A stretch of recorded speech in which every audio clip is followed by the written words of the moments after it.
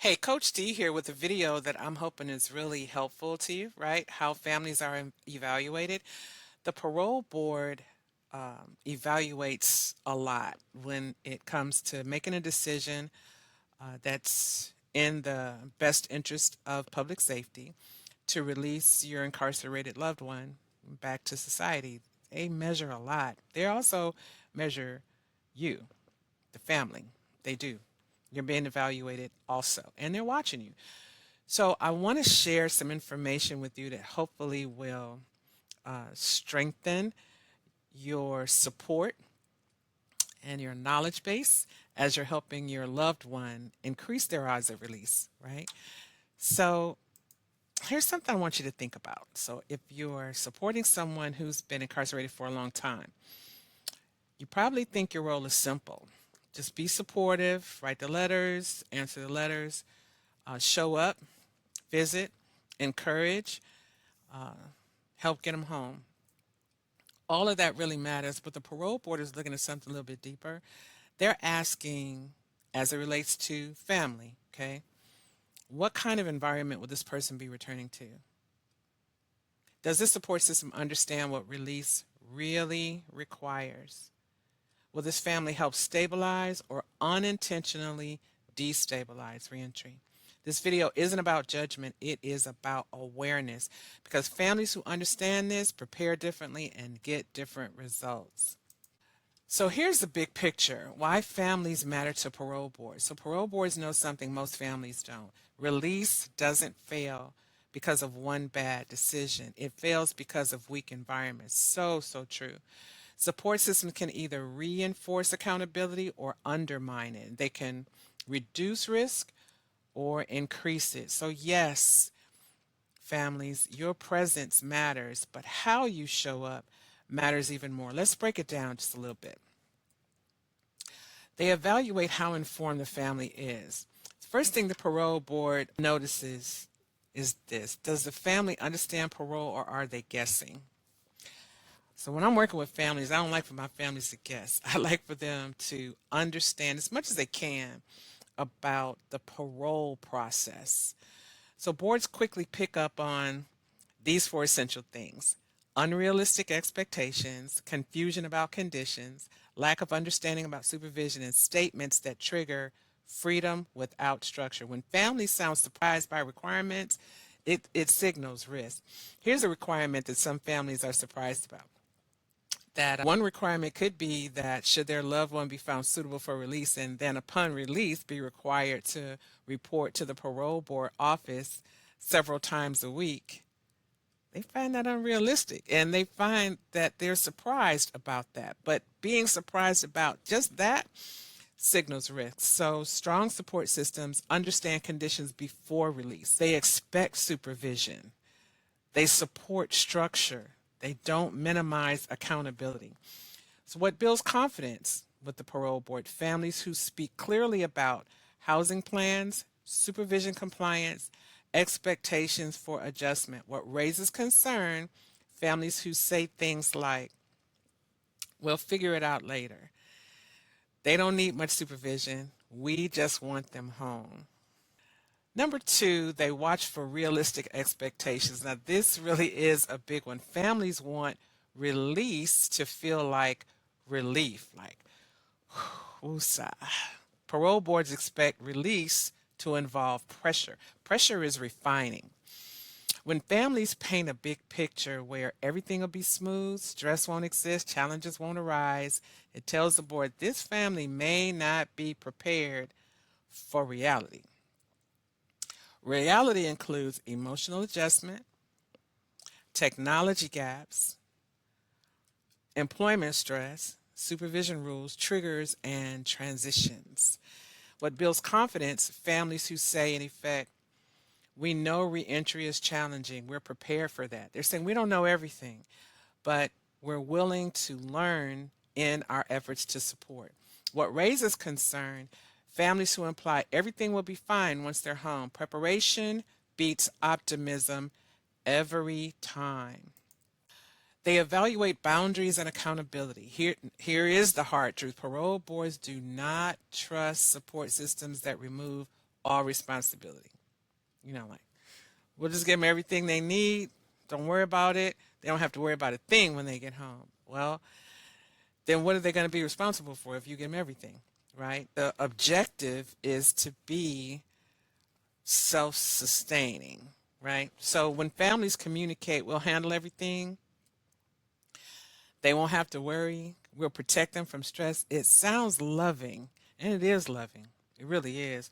But it signals risk. Why? Because parole boards want to know who holds boundaries, who enforces conditions, who speaks up when something feels off.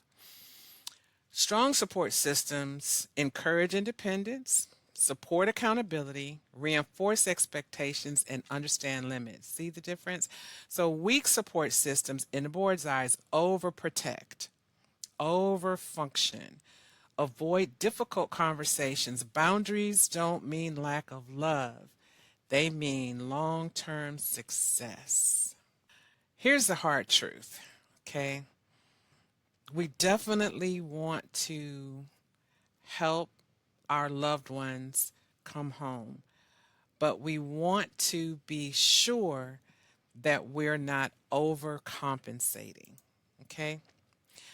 Number 4, they pay attention to communication. This is subtle, but it's powerful. So parole boards listen very carefully. So do reentry coaches, okay? We listen to tone.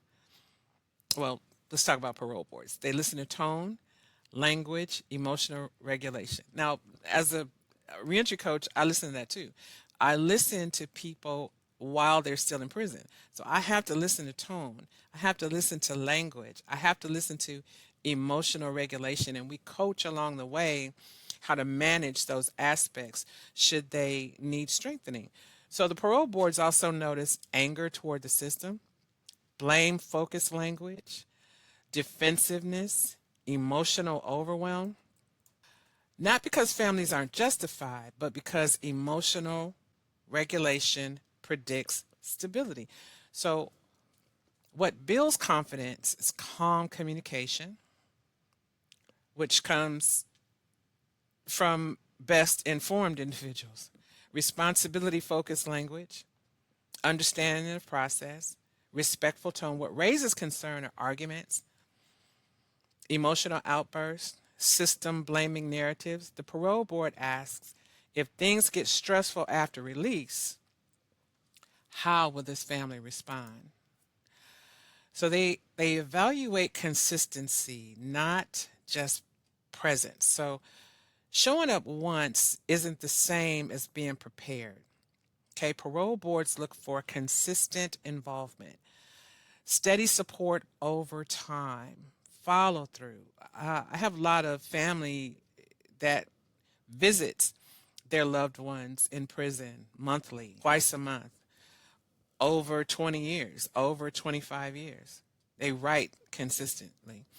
They make sure people have money on their books for commissary. The follow through is really important. They ask, has this family been engaged long term? Sometimes it's very hard for some families to be engaged over time. Or since the hearing date appeared, some families show up, you know, hearings in 90 days, hearings in 30 days, and all of a sudden we know you have a sister. All of a sudden we know you have parents. So consistency builds trust. Last minute involvement raises concern. Strong support systems prepare early, stay involved steadily, build patterns, not appearances. Here's a shift that changes everything. Here's a key insight. Parole boards don't expect perfect families, they expect prepared ones. Prepared families understand parole, expect challenges, support accountability, stay regulated under pressure. And here's where most families get stuck. They want to prepare, but don't know how to measure readiness. And so our Freedom Ready assessment will help measure readiness. Look, our assessment is free. It's 15 questions. Takes about 3 minutes. You get your results immediately. But here's where families can measure parole readiness clearly, identify gaps, stop guessing, and prepare together with confidence. No pressure, just clarity. Here's our link. But what's really important is that we measure parole readiness clearly and identify gaps before the parole board does again. Okay, so remember this. Here's what I really want you to remember. Families don't hurt parole cases because they don't care. They hurt them because no one ever taught them how and what parole boards actually evaluate. So in the next video, I'm going to show you why measurement is the most important tool in parole preparation, how families who measure readiness stop repeating the same painful cycle. The video is called The Power of Measurement, so look for that, okay? And make sure you're subscribed so you don't miss another opportunity to be informed. I don't want you to miss it. Thank you for watching this video, and click the link below and let's start measuring where we are, where those gaps are, so that we can help our people increase those odds at release. Thanks.